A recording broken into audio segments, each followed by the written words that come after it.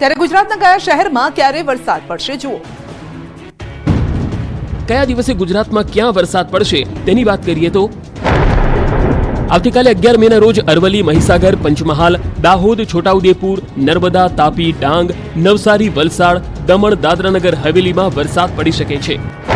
12 મેના રોજ મહીસાગર, દાહોદ, છોટાઉદેપુર, નર્મદા, સુરત, તાપી, ડાંગ, નવસારી, વલસાડ, દમણ અને દાદરાનગર હવેલીમાં વરસાદ પડી શકે છે અને 13મીએ પણ સાબરકાંઠા, અરવલ્લી, મહીસાગર, પંચમહાલ, દાહોદ, વડોદરા, છોટાઉદેપુર, નર્મદા, ભરૂચ, સુરત, તાપી, ડાંગ, નવસારી, વલસાડ, દાદરાનગર હવેલી, દમણ, ભાવનગર, અમરેલી અને ગીર સોમનાથમાં વરસાદ પડી શકે છે।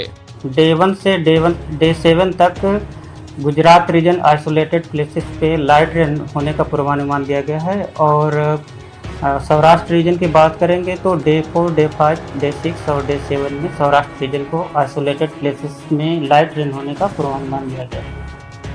ગુજરાતમાં સૂર્યદેવ કોપાયમાન, વડોદરામાં ગરમીથી રોડ પણ ઓગળ્યા। ગુજરાતમાં ગરમીએ હાહાકાર મચાવ્યો છે। ગુજરાતના મોટાભાગના શહેરમાં તાપમાનનો પારો 42 ડિગ્રીને પાર પહોંચી ગયો છે। સૂર્યદેવ કોપાયમાન થતા લોકો તોબા પોકારી ઉઠ્યા છે। ગરમીના કારણે બપોરના સમયે રોડ સુમસામ ભાસી રહ્યા છે। ત્યારે વડોદરામાં તો એવી ગરમી પડી રહી છે કે રોડ ઓગળવા લાગ્યા। વડોદરાના ગોત્રી વિસ્તારમાં ગરમીના કારણે ડામર પીગળી ગયો। 1 મહિના પહેલા જ બનેલો રોડ ઓગળી જતા લોકોમાં રોષ ફેલાયો। રોડ પરથી નીકળવામાં લોકોને મુશ્કેલી પડી। ત્યારે સવાલ એ છે કે એવો તે કેવો રોડ બનાવ્યો કે 40 ડિગ્રીમાં પીગળી ગયો? શું રોડ બનાવવાની કામગીરીમાં ગોલમાલ થઈ? આ બાજુ અંગ દજાડથી ગરમીમાં બીમારી વકરી રહી છે। છેલ્લા 7 દિવસમાં ઇમરજન્સી કેસમાં વધારો થયો। 7 દિવસમાં અમદાવાદમાં 465 ઇમરજન્સી કેસ સામે આવ્યા। ત્યારે ગરમીના કારણે હાઈ ફીવરના 388 જેટલા, જ્યારે ઝાડા ઉલટીના 51, હીટ સ્ટ્રોકના 7 કેસ સામે આવ્યા। આ સાથે ગરમીના કારણે બેભાન થઈ જવાના 4 કેસ સામે આવ્યા। રાજ્યમાં એપ્રિલ માસમાં ગરમીના કારણે 2067 જેટલા ઇમરજન્સી કેસ નોંધાયા હતા। કેરી અને આઈસ્ક્રીમ રસિયાઓ થઈ જજો સાવધાન। ગરમીમાં ઠંડીની મજા બની ન જાય સજા। સુરતથી ભેળસેળિયો આઈસ્ક્રીમ પકડાયો। ગરમીની સિઝનમાં ઠંડી મેળવવા આઈસ્ક્રીમની મજા ક્યાંક સજા સાબિત ન થાય તે જોજો, કેમ કે સુરતમાં આઈસ્ક્રીમમાં મોટી ભેળસેળ જોવા મળી। સુરત શહેરના 10 પાર્લર પરના આઈસ્ક્રીમ ખાવા લાયક નહીં હોવાનો ઘટસ્ફોટ થયો। પાલિકાના ફૂડ વિભાગ તરફથી લેવાયેલા નમૂનાના રિપોર્ટમાં આ ખુલાસો થયો છે। પાલિકા તરફથી ગત દિવસોમાં સુરત શહેરમાં અલગ અલગ વિસ્તારોમાંથી 25 થી વધુ આઈસ્ક્રીમ વિક્રેતાઓને ત્યાંથી 29 આઈસ્ક્રીમના નમૂના લીધા હતા, જેનું ટેસ્ટિંગ લેબોરેટરીમાં કરવામાં આવ્યું હતું। 29 પૈકી 10 નમૂના ફેલ સાબિત થયા હતા। મિલ્ક ફેટની માત્રા 10% ઓછી હોવાની સાથે ટોટલ સોલિડની માત્રા પણ 36% ઓછી મળી હતી। કતારગામ, વરિયા, વરાછા સહિતના વિસ્તારોમાં પાલિકાના આરોગ્ય અને ફૂડ વિભાગના હતા દરોડા। ફૂડ વિભાગે 75 કિલો આઈસ્ક્રીમનો જથ્થાનો નાશ કર્યો। કસૂરવાર વેપારીઓ સામે ફૂડ એજ્યુકેટિંગ ઓફિસર સમક્ષ ફરિયાદ દાખલ કરવાની તજવીજ હાથ ધરાઈ છે। આ બાજુ અમદાવાદીઓ, તમે જે કેરી જોરશોરથી ખાઈ રહ્યા છો તે કાર્બાઇડ વાળી તો નથી ને? અમદાવાદમાં કાર્બાઇડ કેરીનું વેચાણ ન થાય તે માટે અમદાવાદમાં કોર્પોરેશન એક્શનમાં આવ્યું છે। એએમસીને આરોગ્ય વિભાગની ટીમે ચેકિંગ કર્યું। નરોડા ફ્રૂટ માર્કેટમાં તપાસ કરાઈ। આરોગ્યની અલગ અલગ ટીમ દ્વારા તપાસ કરવામાં આવી। 10 લાખમાં નીટની પરીક્ષામાં ચોરી કૌભાંડમાં મોટો ખુલાસો। તુષાર ભટ્ટ જ મુખ્ય આરોપી। તુષાર ભટ્ટે વિદ્યાર્થીઓ સાથે કરી હતી ડીલ। 10 લાખમાં નીટની પરીક્ષામાં ચોરી કૌભાંડ મામલે તપાસનો ધમધમાટ શરૂ થઈ ગયો છે। હજુ પોલીસ પકડથી મુખ્ય આરોપી દૂર છે, ત્યારે આ મામલે વડોદરા પોલીસ એક્શનમાં આવી। નીટ પરીક્ષામાં ચોરીકાંડમાં પોલીસે વડોદરાની રોય ઓવરસીઝ ઓફિસ સીલ કરી છે। દસ્તાવેજી કાગળો પણ પોલીસે જપ્ત કર્યા। ઓફિસ કર્મીઓના નિવેદન લેવાયા છે। રોય ઓવરસીઝના સંચાલક સામે ગુનો નોંધાયો છે। પરશુરામ રોયની એસઓજીએ કરી છે અટકાયત। પરશુરામ રોયની વડોદરા અને મુંબઈમાં કન્સલ્ટન્સી છે। રોય મેડિકલ એડમિશનનું માર્ગદર્શન આપે છે। નીટ કૌભાંડમાં રોય વિદ્યાર્થીઓના નામો મોકલાવ્યા હતા। વડોદરા એસઓજીએ પરશુરામ રોયને ગોધરા પોલીસને સોંપ્યો છે। ત્યારે સમગ્ર ઘટનાને લઈ ન્યૂઝ 18 ગુજરાતીની ટીમે રોય ઓવરસીઝની સ્થળ પર જઈ મુલાકાત લઈ વિસ્તૃત તપાસ કરી હતી। બીજી તરફ ન્યૂઝ 18 ગુજરાતીની ટીમ મુખ્ય આરોપી તુષાર ભટ્ટના નિવાસસ્થાને પહોંચી હતી। વડોદરામાં સમા વેમાલી રોડ પર આવેલ રોયલ વિંગ્સ સોસાયટીના બંગલોમાં રહે છે તુષાર ભટ્ટ। તુષાર ભટ્ટના ઘરે હાલમાં તેમના માતા પિતા, પત્ની અને બાળકો હાજર છે। આરોપી તુષાર ભટ્ટની પત્નીએ દાવો કર્યો કે તુષાર આવું ન કરી શકે, તેને ફસાવ્યો હોવાની શંકા છે। પરશુરામ રોય અને તુષાર ભટ્ટ એકબીજાના મિત્રો છે। આ પ્રકરણમાં 3 લોકો સામે ફરિયાદ નોંધવામાં આવી હતી, જેમાં જય જલારામ સ્કૂલના શિક્ષક તુષાર ભટ્ટ, વડોદરાના રોય ઓવરસીઝના માલિક પરશુરામ રોય અને ગોધરાના આરીફ વોરા સામે ફરિયાદ નોંધાઈ હતી. ગઈકાલે ડેપ્યુટી સેન્ટર સુપ્રિન્ટેન્ડન્ટની ગાડીમાંથી 7 લાખ રૂપિયા પણ મળ્યા હતા. અમદાવાદની શાળાઓને બોમ્બથી ઉડાવવાની ધમકીનું પાકિસ્તાન કનેક્શન ખુલ્યું, મોટો ખુલાસો થયો. શાળાઓને ઉડાવવાનું પાકિસ્તાન કનેક્શન. પાકિસ્તાનથી ધમકીના મેલ આવ્યા હતા. ધમકી અંગે ISIનું ષડયંત્ર. અમદાવાદની શાળામાં ધમકી ભર્યા મેલ મળવાના મામલામાં પાકિસ્તાની કનેક્શન ખુલ્યું છે. બોમ્બની ધમકી આપતા જે ઈમેલ મોકલવામાં આવ્યા તે પાકિસ્તાનથી મોકલાયા હતા. મેલના ઇન્ટરનેટનું IP એડ્રેસ પાકિસ્તાનનું હોવાનું સામે આવ્યું છે. ગુજરાત પોલીસની તપાસમાં મેલનું પાકિસ્તાની કનેક્શન સામે આવ્યું. ચૂંટણીના મતદાનના 1 દિવસ પહેલા અમદાવાદની શાળાઓને ધમકી ભર્યો મેલ કરાયો હતો. 6 મેના રોજ શહેરની મોટી શાળાઓને બોમ્બથી ઉડાવી દેવાની ધમકી અપાઈ હતી. અમદાવાદની 28થી વધુ સ્કૂલને બોમ્બથી ઉડાવી દેવાની એક બાદ એક સ્કૂલને ઈમેલ દ્વારા ધમકી મળી હતી. તપાસમાં સામે આવ્યું છે કે આવા મેલ પાછળ પાકિસ્તાનની કુખ્યાત જાસૂસી સંસ્થા ISIની સંડોવણીની શંકા છે. પાકિસ્તાનના ફૈઝલાબાદ આર્મી કેન્ટોનમેન્ટનું લોકેશન હોવાનું ખુલ્યું. ક્રાઇમ બ્રાન્ચે મેલ ક્યાંથી આવ્યું તેનું ID શોધ્યું છે. આ કેસમાં અમદાવાદ ક્રાઇમ બ્રાન્ચે અગાઉ રશિયન ડોમેનનો દાવો કર્યો હતો. ભરૂચની સ્કૂલમાં ગરીબ વિદ્યાર્થીઓ સાથે અન્યાય થતા વાલીઓએ મચાવ્યો હોબાળો. ભરૂચના નેશનલ હાઈવે નંબર 48 પર સ્થિત ઇન્ટરનેશનલ સ્કૂલમાં વિવાદ સર્જાયો.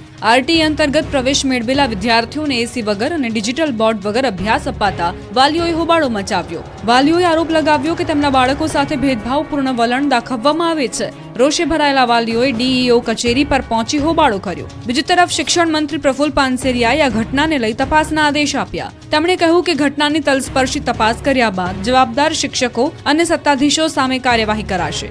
પરંતુ સવાલ એ છે કે આખરે ઇન્ટરનેશનલ સ્કૂલમાં AC નોન ACમાં વિદ્યાર્થીઓ અને વાલીઓ સાથે ભેદભાવ કેમ? વણજોયા શુભ મુહૂર્ત. અખાત્રીજે લાખો રૂપિયાના વાહન અને સોનાની થઈ ખરીદી. લોકોએ વણજોયા શુભ મુહૂર્ત. અખાત્રીજે ફૂલ નહીં તો ફૂલની પાંખડી રૂપે સોનાની ખરીદી કરી શુભ મુહૂર્ત સાચવ્યું. આજના દિવસે સોની બજારમાં ચમક જોવા મળી. સુરતમાં અખાત્રીજ નિમિત્તે લોકો સોનાની ખરીદી કરવા સોનાના શોરૂમમાં ઉમટી પડ્યા હતા. સુરતમાં સવારથી જ્વેલર્સ અને શોરૂમમાં ખાસ તૈયારી કરાઈ હતી. જો કે સોનાની કિંમત અને આગામી દિવસમાં લગ્ન સિઝન નહીં હોવાથી સોનાનું બુકિંગ ઓછું થયું છે, પરંતુ આજના દિવસનું મહત્વ હોવાથી વેચાણ વધ્યું. આ બાજુ નવા વાહનોનું પણ ધૂમ વેચાણ થયું. સુરેન્દ્રનગર શહેરના વિઠ્ઠલ પ્રેસ રોડ પર આવેલા તમામ જ્વેલર્સના શોરૂમમાં દાગીનાની ખરીદી કરવા ગ્રાહકોની ભીડ જોવા મળી હતી. ઝાલાવાડમાં અંદાજે 3 કરોડથી વધુ સોનાના દાગીનાનું વેચાણ થયું. તો બીજી બાજુ વઢવાણ રોડ પર આવેલા કારના શોરૂમમાં મોટી સંખ્યામાં ગ્રાહકો નજરે પડ્યા હતા. અંદાજે 100થી વધુ લોકોએ કારની ખરીદી કરી હતી. અખાત્રીજના દિવસે ભગવાન જગન્નાથ, બહેન સુભદ્રા અને ભાઈ બલરામના રથનું પૂજન. 7 જુલાઈએ 147મી રથયાત્રા નીકળશે. અખાત્રીજના શુભ દિવસથી ભગવાન જગન્નાથજીની રથયાત્રાની તૈયારીઓનો શુભારંભ થયો છે. 7 જુલાઈએ અષાઢી સુદ બીજના દિવસે 147મી રથયાત્રા નીકળશે. ભગવાન જગન્નાથ નગરચર્યાએ નીકળશે. ત્યારે અમદાવાદમાં રથયાત્રા પહેલા 3 રથનું પૂજન કરવામાં આવ્યું. ભગવાન જગન્નાથ, બહેન સુભદ્રા અને ભાઈ બલરામના રથનું પૂજન કરાયું હતું. જમાલપુર જગન્નાથ મંદિરના મહંત દિલીપદાસજી મહારાજ, ટ્રસ્ટી મહેન્દ્ર ઝા અને મેયર પ્રતિભા જૈન, શહેર ભાજપ પ્રમુખ અમિત શાહ સહિત સરસપુર મંદિરના ટ્રસ્ટીઓ અને મહંતોની હાજરીમાં રથનું પૂજન કરવામાં આવ્યું હતું. વિશિષ્ટ વૈદિક મંત્રોચ્ચાર સાથે પૂજન કરવામાં આવ્યું. સંતો, મહંતો અને શ્રદ્ધાળુઓની હાજરીમાં પૂજન વિધિ સંપન્ન કરવામાં આવી હતી. ભગવાનની ચંદન યાત્રા પણ થઈ હતી. ભગવાન જગન્નાથની રથયાત્રા નીકળે તે પહેલા રથનું સમારકામ કરવામાં આવશે. આગામી સમયમાં 108 કળશમાં જળ ભરીને ભગવાનની જળયાત્રા યોજાશે. હવે 7મી જુલાઈએ ભગવાન જગન્નાથની રથયાત્રા નીકળશે. મહંત દિલીપદાસજી અને ટ્રસ્ટી મહેન્દ્ર ઝાના હસ્તે પૂજન કરાશે. આ કાર્યક્રમમાં મંદિરના તમામ સભ્યો, ટ્રસ્ટીઓ તેમજ ભક્તો ઉપસ્થિત રહેશે. જામનગરમાં ખીજડા મંદિર નવું બનશે. 400 વર્ષ બાદ અક્ષય તૃતીયાના શુભ દિવસે જીર્ણોદ્ધાર શિલાન્યાસ કરાયો. જામનગરમાં ખીજડા મંદિરનો 400 વર્ષ બાદ અક્ષય તૃતીયાના શુભ દિવસે જીર્ણોદ્ધાર અને શિલાન્યાસ કરવામાં આવ્યો. જામનગરમાં આવેલા આદ્યપીઠ શ્રી 5 નવતનપુરી ધામ ખીજડા મંદિરનું અક્ષય તૃતીયા એટલે કે અખાત્રીજના શુભ દિવસે જીર્ણોદ્ધાર માટે શિલાન્યાસ કરવામાં આવ્યો છે. છોટી કાશી ગણાતા જામનગરના રાજવી જામ સાહેબ શત્રશુલ્યસિંહજી, 5 નવનપુરી ધામ ખીજડા મંદિરના આચાર્ય કૃષ્ણમણીજી મહારાજ આ સહિતના સંતો, મહંતો ઉપસ્થિત રહી સુંદર સાજી ભાવિકોની ઉપસ્થિત રહ્યા. શિલાન્યાસ સમારોહ સંપન્ન થયો હતો. આ પ્રસંગે પ્રણામી ધર્મના અનુયાયીઓએ ઐતિહાસિક ક્ષણના સાક્ષી બન્યા. નૂતન મંદિર નાગર શૈલીમાં બનાવવામાં આવનાર છે. આગામી 3 વર્ષ આસપાસ આ મંદિરનું નિર્માણ સંપન્ન થશે. જામનગરમાં લાલ ગુલાબી પથ્થરમાંથી ખીજડા મંદિરનું નવેસરથી નિર્માણ થશે. નિર્માણ કાર્યમાં 1.5 લાખ ઘન ફૂટ પથ્થરનો ઉપયોગ કરવામાં આવશે. આ મંદિરને કલાત્મક બનાવવામાં આવશે, જેના માટે અલગ અલગ ટીમો બનાવી સંતો મહંતો મંદિરનું નિર્માણ કરશે. આ સંપ્રદાયના 1200થી પણ વધારે મંદિરો ભારતભરમાં છે અને 5 કરોડથી વધુ અનુયાયીઓ પણ ફેલાયેલા છે. અખાત્રીજના શુભ દિવસે ખેડૂતોએ વાવણીના કર્યા શ્રી ગણેશ. ખેત ઓજારોની કરી પૂજા. અખાત્રીજના શુભ દિવસે રાજ્યભરના ખેડૂતોએ વાવણીના શ્રી ગણેશ કર્યા. ખેડૂતોએ ટ્રેક્ટરની પૂજા અર્ચના કરી ખેતીનો પ્રારંભ કર્યો. આણંદના તારાપુર તાલુકાના કસબારા ગામે ખેડૂતોએ ખેતરમાં ટ્રેક્ટરનું પૂજન કરી ખેતીની શરૂઆત કરી હતી. કસબારા ગામના ખેડૂતોએ આવનાર વર્ષે સારો પાક થાય તેવી આશા વ્યક્ત કરી હતી.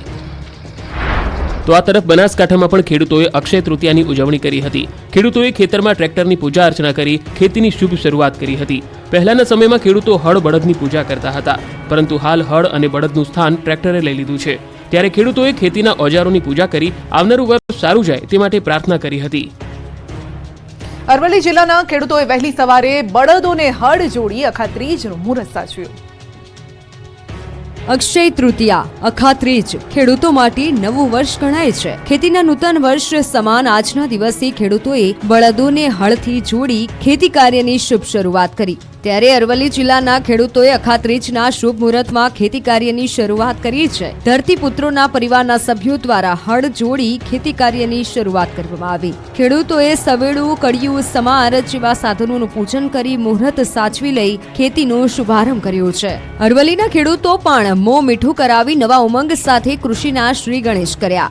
માત્ર આ વર્ષે જ નહીં, દર વર્ષે ખેડૂતો વર્ષો જૂની પરંપરાને આધારે પૂજન કરી પરંપરા નિભાવે છે. ખાસ વાત તો એ છે કે પ્રગતિશીલ ભારતમાં ખેડૂતો આધુનિક ખેતીના ઓજારોનો ઉપયોગ કરી રહ્યા છે અને નવી નવી ટેકનોલોજીનો પણ ઉપયોગ કરી રહ્યા છે.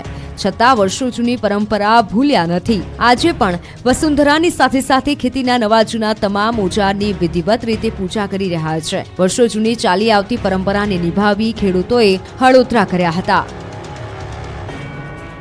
ભાવનગરમાં જમાદાર કેરીની ખેતી કરતા ખેડૂતો થયા માલામાલ. મણના ભાવ 4500 સુધી મળ્યા. ભાવનગરમાં જમાદાર કેરીની ખેતી કરતા ખેડૂતો માલામાલ થયા છે. જમાદાર કેરીની મબલક આવક અને ભાવ પણ સારા મળતા ખેડૂતો ખુશખુશાલ છે. યાર્ડમાં સોસિયાની જમાદાર કેરીની પણ આવક શરૂ થઈ ચૂકી છે, જેમાં એક મણના ભાવ ₹2000 થી લઈને 4500 સુધીના જોવા મળ્યા છે. યાર્ડમાં મોટા પ્રમાણમાં જમાદાર કેરીની આવકની શરૂઆત થઈ છે. ભાવનગર જિલ્લામાં 9000 હેક્ટર જમીન કરતાં પણ વધારે કેરીનું વાવેતર થાય છે. અહીંયાથી મોટી માત્રામાં આંબાની કલમો તૈયાર કરીને અન્ય રાજ્યમાં મોકલવામાં આવતી હોય છે. અહીંના મોટા ભાગના ખેડૂતો બાગાયતી ખેતી કરી મબલક આવક મેળવે છે. તો ભાવનગર જિલ્લામાં સોસિયા, તળાજા, મહુવા, જેસર સહિતના પંથકમાં કેસર કેરીના બગીચા આવેલા છે. માર્કેટમાં કેસર કેરીની આવક શરૂ થઈ છે, તેમજ માર્કેટિંગ યાર્ડમાં અથાણાની કેરી તેમજ મુરબ્બાની કેસર કેરીની આવક પણ શરૂ થઈ ચૂકી છે. કેસર કેરીનો ભાવ ₹2000 થી લઈને 4500 સુધી જોવા મળ્યો. તો અથાણા બનાવવાની દેશી કેરીની પણ આવક થઈ છે, જેના એક મણનો ભાવ ₹800 થી લઈને 1500 સુધી નોંધાયો હતો. ત્યારે લોકો ઊંચા ભાવ આપીને પણ તેની ખરીદી કરી રહ્યા છે. પંચમહાલના કુવાઝર ગામની ચૂંટણીનું 2.5 વર્ષે આવ્યું પરિણામ. ગ્રામ પંચાયતની ચૂંટણીનું પરિણામ મતદાનના એકાદ મહિનામાં તો આવી જ જાય, પરંતુ ગુજરાતનું એવું ગામ છે જેનું પરિણામ 2.5 વર્ષે આવ્યું. વાત છે પંચમહાલના કુવાઝરની. પંચમહાલના કુવાઝર ગામે 2.5 વર્ષ પહેલા ચૂંટણી યોજાઈ હતી. 2.5 વર્ષ પહેલા યોજાયેલી ચૂંટણી માટે હારેલા ઉમેદવાર સુલેમાનભાઈ દ્વારા પરિણામ બાબતે શંકા જતા રીકાઉન્ટિંગ માટે કોર્ટમાં અરજી કરી હતી. 2.5 વર્ષ પહેલા યોજાયેલી ગ્રામ પંચાયતની ચૂંટણી માટે રીકાઉન્ટિંગ થયું. કુવાઝર ગ્રામ પંચાયતની ચૂંટણીમાં થયેલા મતદાનનું મોરવા હડફ કોર્ટમાં જજ સમક્ષ રીકાઉન્ટિંગ કરાયું. જે તે સમયે સુલેમાનભાઈની 62 મતે પ્રવીણસિંહ ચૌહાણ સામે હાર થઈ હતી. કોર્ટમાં મામલતદાર સહિત ચૂંટણી અધિકારીઓ અને બંને ઉમેદવારની હાજરીમાં મતગણતરી કરાઈ હતી, જેમાં પહેલાના વિજેતા ઉમેદવાર જ ફરી વખત વિજેતા જાહેર થયા છે. મહીસાગરના મતદાન બૂથમાં વાયરલ વિડીયો મુદ્દે થઈ ફરિયાદ. પંચમહાલમાં બૂથ કેપ્ચરિંગની ઘટના બાદ હવે મહીસાગરમાં વોટિંગ કરતા વિડીયો મામલે ફરિયાદ નોંધાઈ છે. ડંખરિયા બૂથમાં વોટિંગ સમયનો વિડીયો વાયરલ થયો હતો. પ્રિતેશ ઠાકોર નામનો યુવક બૂથમાં મોબાઈલ લઈને ગયો હતો. મતદાન કરતો વિડીયો બનાવી વાયરલ કર્યો હતો. ડંખરિયા બૂથ નંબર 156ના પ્રિસાઇડિંગ ઓફિસરે ફરિયાદ નોંધાવી. યુવક સ્ટાફની જાણ બહાર મોબાઈલ મતદાન મથકમાં લઈ ગયો હોવાનો ફરિયાદમાં ઉલ્લેખ કરાયો છે. બાલાસિનોર પોલીસ મથકમાં ફરિયાદ નોંધાતા પોલીસે તપાસ હાથ ધરી. સુરત અને અમદાવાદમાં સીઆઈડી અને આઈટીએ દરોડા પાડી તવાઈ બોલાવી. સુરતમાં આઈટીનું સર્ચ ઓપરેશન બીજા દિવસે પણ યથાવત રહ્યું. 3 સહિત 24 જગ્યા પર સર્ચ ઓપરેશન કરવામાં આવ્યું. 100 કરોડથી વધુ બેનામી વ્યવહારો મળી આવ્યા. ઐશ્વર્યા ગ્રુપ સાથે કોલસાના વ્યવસાય પણ સામેલ. ઉપરાંત કોલસાના મોટા વેપારીઓ એવા એસએન ટ્રેડલિંક, તરણજોત કોગ અને આદર્શ કોલ પર ડીઆઈ વિંગના અધિકારીઓ દ્વારા તપાસ શરૂ કરવામાં આવી હતી. તેઓ પાસેથી કોલસો ખરીદનાર અને વેચનાર વ્યક્તિઓને ત્યાં પણ તપાસ કરવામાં આવી રહી છે. તો રાજ્યભરની આંગડિયા પેઢીઓમાં સીઆઈડીએ તવાઈ બોલાવી. બોગસ એકાઉન્ટ અંગેની ફરિયાદના આધારે તપાસ શરૂ કરી છે. આંગડિયા પેઢીઓના ખોટા વ્યવહારો અંગે દરોડા પાડવામાં આવ્યા. અમદાવાદ, સુરતમાં 11 પેઢીઓ પર સીઆઈડીએ દરોડા પાડ્યા. ભારતીય નાણાંની રોકડ, વિદેશી નાણું, સોના સહિત 15 કરોડથી વધુની રકમ મળી. તમારા ઘરે આવતા દૂધમાં ક્યાં ગટરનું પાણી તો નથી ને? બરોડા ડેરીના દૂધમાં ડેરીનો ડ્રાઈવર ગટરનું પાણી ભેળવતો હોવાનો પર્દાફાશ. બરોડા ડેરીનો દૂધવાનનો ડ્રાઈવર જ ડેરી માટે ઘાતકી સાબિત થયો છે. બરોડા ડેરીના દૂધના ડ્રાઈવરે સફેદ દૂધમાં કાળા કારનામા કર્યાનો પર્દાફાશ થયો છે. દૂધ ચોરીના કૌભાંડની બરોડા ડેરીના સુપ્રિન્ટેન્ડન્ટે સાવલી પોલીસ સ્ટેશનમાં ફરિયાદ નોંધાવતા આખો ભાંડો ફૂટ્યો છે.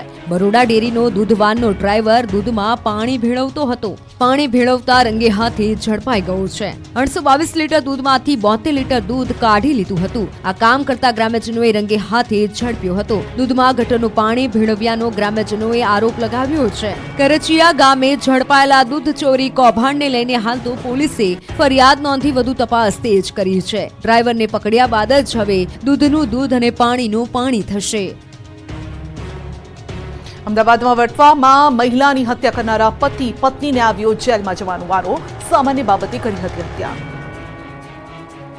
અમદાવાદના વટવામાં મહિલાની હત્યા મુદ્દે પોલીસ તપાસમાં મોટો ધડાકો થયો છે. પોલીસે હત્યા કેસમાં આરોપીની ધરપકડ કરી લીધી છે. જેની પૂછપરછ કરતા સામે આવ્યું છે કે વટવામાં ભાડે રાખેલા શેડને ખાલી કર્યા બાદ ડિપોઝિટ પરત લેવા ગયેલા ભાડુઆત સાથે તકરાર કરી હતી. શેડ માલિકે તલવારથી હુમલો કરતા ભાડુઆતની પત્નીનું મોત થયું હતું. વટવામાં રહેતા નિમેશ રાઠોડે મારુતિ એસ્ટેટ 2માં આવેલા 236 નંબરના શેડને થોડા મહિનાઓ પહેલા નિર્ભયસિંહ રાઠોડ પાસેથી ભાડે રાખ્યો હતો. જેમાં તેઓ પાઇપનો વેપાર કરતા હતા, જેનું મહિને 8,000 રૂપિયા ભાડું આપતા હતા અને ડિપોઝિટ પેટે 30,000 રૂપિયા રોકડા આપ્યા હતા. જોકે ધંધો બરાબર ચાલતો ન હોય 31મી માર્ચ 2024ના રોજ તેઓએ શેડ ખાલી કરી નાખ્યું હતું. તેઓએ શેડના માલિક નિર્ભયસિંહ પાસે ડિપોઝિટના પૈસા પરત માંગતા પત્ની વિદ્યા રાઠોડ સાથે ગયા હતા. ડિપોઝિટના પૈસાની માંગણી કરતા નિર્ભયસિંહની પત્ની જેનીએ રકઝક કરી હતી અને તે સમયે નિર્ભયસિંહ રાઠોડ દ્વારા તેના ઘરમાં રહેલી તલવાર કાઢી ફરિયાદીની પત્ની વિદ્યાબેન રાઠોડના હાથના અને માથાના ભાગે મારી હતી. અંબાજી મંદિર દર્શન કરવા જવાનો પ્લાન હોય તો દર્શનનો સમય જોઈને જજો. અખાત્રીજના શુભ અવસરથી યાત્રાધામ અંબાજી મંદિરના સમયમાં ફેરફાર કરવામાં આવ્યો છે. પહેલા 2 વખત આરતી થતી હતી. હવે દિવસ દરમિયાન 3 વખત આરતી કરવામાં આવશે, જેમાં બપોરે 12:30 કલાકે પણ આરતી કરવામાં આવશે. સાથે કાળઝાળ ગરમીને લઈ માતાજીને 3 વખત શણગાર કરવામાં આવશે. રાત્રે 9 સુધી મંદિર ખુલ્લું રહેશે. દેવભૂમિ દ્વારકામાં અક્ષય તૃતીયાની વિશેષ ઉજવણી કરવામાં આવી. અક્ષય તૃતીયાના પાવન પર્વ પર ભગવાન દ્વારકાધીશને ઋતુ અનુસાર ચંદનના વાઘાનો વિશેષ શૃંગાર કરવામાં આવ્યો. સતત 2 માસ સુધી દ્વારકાધીશને પરંપરાગત વસ્ત્રને બદલે ઋતુ અનુસાર ઠંડક માટે ચંદનના વાઘા અને પુષ્પ શૃંગાર કરવામાં આવશે. તો શ્રીજીને ઠંડા ભોગ એટલે કે મુરબ્બાનું અથાણું, કેરી અને અન્ય સામગ્રીથી બનાવેલ ગરમાળું, શ્રીખંડ, ખારી મગની દાળ, ચણાની મીઠી દાળ આ પ્રકારના 56 ભોગ અર્પણ કરવામાં આવશે. ઊંઝામાંથી ઝડપાઈ નકલી વરિયાળી. મહેસાણા ફૂડ વિભાગે પાડ્યા દરોડા. અંદાજે 11,850 કિલો શંકાસ્પદ જથ્થો જપ્ત કરાયો છે. 14 કિલો લીલો કલર પણ જપ્ત કરાયો છે. 11 લાખથી વધુનો જથ્થો ફૂડ વિભાગે જપ્ત કર્યો. બનાસકાંઠાના મુડેથા ગામના ગોગાપુરામાં લગ્ન મંડપમાં આગ લાગી હતી. પ્રસંગ દરમિયાન ફટાકડા ફોડતા સમયે આ આગ લાગી. લગ્ન મંડપમાં અચાનક આગથી અફરાતફરી મચી ગઈ. સ્થાનિકોએ પાણીનો મારો ચલાવીને આગ પર કાબુ મેળવ્યો. લોકોની સમય સૂચકતાના કારણે મોટી જાનહાનિ ટળી છે. સમય સૂચકતા વાપરી લોકો મંડપની બહાર નીકળી જતા મોટી જાનહાનિ ટળી. દેવી પૂજકના ઘરે બાંધેલો મંડપ આગમાં બળીને ખાખ થઈ ગયો. ડાકોર ટેમ્પલ કમિટીના ટ્રસ્ટી માટેનું કોકડું ગૂંચવાયું. ટ્રસ્ટીની નિમણૂક માટેની સેશન્સ કોર્ટમાં હતી સુનાવણી અને કોર્ટે 20 દિવસ બાદ 30 મેના રોજની આપી છે મુદત. અને ડાકોર ટેમ્પલ કમિટીમાં 4 ટ્રસ્ટીઓ અને 1 ચેરમેનનો વહીવટ છે. હાલ કમિટીમાં 1 ચેરમેન અને 3 ટ્રસ્ટી છે. એક ટ્રસ્ટી માટે 16 લોકોએ નોંધાવી હતી દાવેદારી. એક દાવેદારી પાછી ખેંચાતા હવે 15 દાવેદારો છે મેદાને. 15 દાવેદારોમાં બિઝનેસમેન સહિત રાજકીય આગેવાનો પણ મેદાને છે. નવસારીમાં યોજાયેલા જૈન સમાજના 207 તપસ્વીઓના પારણા કાર્યક્રમમાં ભાજપ ગુજરાત પ્રદેશ પ્રમુખ CR પાટીલ હાજર રહ્યા. જિલ્લા ભાજપ પ્રમુખ ભૂરાલાલ શાહના પત્ની અને પૌત્રીને CR પાટીલે મગનું પાણી પીવડાવી પારણા કરાવ્યા. ઉપરાંત 13 મહિનાથી તપ કરતા અન્ય તપસ્વીઓના પણ પારણા કરાવ્યા. આ પ્રસંગે CR પાટીલે આચાર્ય વિજય પ્રબોધચંદ્ર સુરીશ્વરજી મહારાજના આશીર્વાદ લીધા.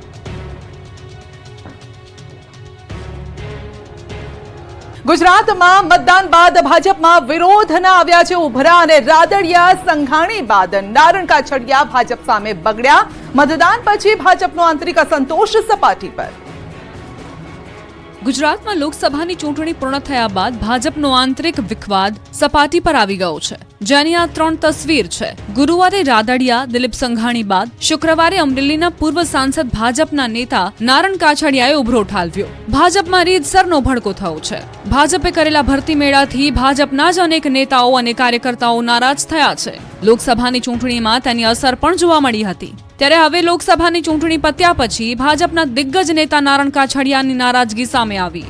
અમરેલી લોકસભા બેઠક પર ભાજપના ઉમેદવારની પસંદગીને લઈ બળાપો ઠાલવતા કહ્યું હતું કે પાર્ટીએ જે સિલેક્શન કર્યું છે તે અમરેલીની 23 લાખની વસ્તી અને 17.5 લાખ મતદારોનો દ્રોહ કર્યો છે. કહ્યું જે થેન્ક યુ ન બોલી શકે એવી વ્યક્તિને પાર્ટીએ ટિકિટ આપી. આ સિવાય પણ કાછડિયાએ ભાજપના કાર્યક્રમમાં 2020 અંદાજમાં પોતાની જ પાર્ટીને ઘેરી હતી. તો નારણ કાછડિયાએ ગુજરાતના નેતૃત્વ પર સવાલ ઉઠાવી ભાજપમાં ચાલતા ભરતી મેળા મુદ્દે પ્રહાર કરતા કહ્યું કે કોંગ્રેસ અને આપમાંથી કાર્યકરો સવારે આવે અને સાંજે હોદ્દો મળી જાય છે. બીજે દિવસે કેબિનેટના મંત્રીના પદ મળી જાય, સંગઠનના પદ મળી જાય, ધારાસભ્યની ટિકિટો મળી જાય.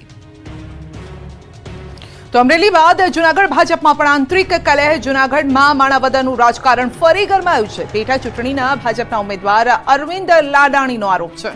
પ્રદેશ ભાજપ સંગઠન અને પ્રદેશ ભાજપ પ્રમુખને લખ્યો છે પત્ર. પૂર્વ કેબિનેટ મંત્રી જવાહર ચાવડા અને તેમના પરિવાર પર આક્ષેપ લગાવ્યો. પક્ષ વિરોધી પ્રવૃત્તિઓ કરતા હોવાના અરવિંદ લાડાણીના આરોપ છે અને માણાવદર પેટા ચૂંટણીમાં ભાજપને નુકસાન પહોંચાડવાનો પ્રયાસ થયાનો દાવો કરાયો છે. જવાહર ચાવડાના દીકરા અને તેમની પત્ની સામે પણ આક્ષેપ છે. વેપારી આગેવાનોની બેઠકમાં કોંગ્રેસને મત આપવા હાંકલ કર્યાનો દાવો.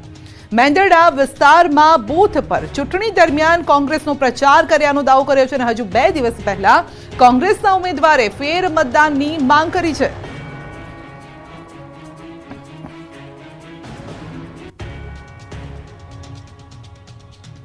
₹65,000 કરોડથી વધુનું ટર્ન ઓવર ધરાવતી સૌથી મોટી સહકારી સંસ્થા ફરી દિલીપ સંઘાણીના હાથમાં બિનહરીફ ચૂંટાયા. ગુરુવારે ઇફકોના ડિરેક્ટરની ચૂંટણીમાં જયેશ રાદડિયાની જીત થયા બાદ હવે સૌથી મોટી સહકારી સંસ્થાના ચેરમેન બન્યા છે દિલીપ સંઘાણી. 65,000 કરોડથી વધુનું ટર્નઓવર ધરાવતી ખેડૂતોની સૌથી મોટી સહકારી મંડળી ઇફકોના ચેરમેન તરીકે દિલીપ સંઘાણીની નિયુક્તિ થઈ છે. તો વાઇસ ચેરમેન તરીકે બલવીરસિંહની બિનહરીફ નિયુક્તિ થઈ છે. 21 ડિરેક્ટરોની મળેલી બોર્ડ મિટિંગમાં સંઘાણીને ફરી એકવાર ચેરમેન તરીકે તો બલવીરસિંહને વાઇસ ચેરમેન તરીકે નિયુક્ત કરવામાં આવ્યા છે. મૂળ અમરેલીના એવા સંઘાણી ખેડૂતોની અનેક રાષ્ટ્રીય અને આંતરરાષ્ટ્રીય સંસ્થાઓ સાથે છેલ્લા 4 દશકથી જોડાયેલા છે. જયેશ રાદડિયાને જીતાડી તેમજ આજે બિનહરીફ ચેરમેન તરીકેનો જંગ જીતી સંઘાણીએ ઇફકોમાં પોતાનો ઋતબો જાળવી રાખ્યો છે. ચેરમેન તરીકેની દિલીપ સંઘાણીની આ બીજી ટર્મ હશે. આગામી 5 વર્ષ માટે સંઘાણીની ઇફકોના ચેરમેન તરીકેની નિયુક્તિ થતા તેમના સમર્થકો અને ખાસ કરીને તેમના વતન અમરેલીમાં જશ્નનો માહોલ છે. આ બાજુ ચૂંટણીમાં હાર બાદ બિપિન પટેલે સંઘાણીને અભિનંદન સાથે ટોણો માર્યો. કહ્યું દિલીપભાઈ વિધાનસભામાં જીત્યા હોત તો આનંદ થાત. જીત્યા એ બદલ તેમને હૃદયપૂર્વકના અભિનંદન પાઠવું છું. સાથે સાથે ભારતીય જનતા પાર્ટીએ માન્ય દિલીપભાઈને વિધાનસભાની ટિકિટ આપી હતી અને એમાં જીત્યા હોત તો મને વધુ આનંદ થાત.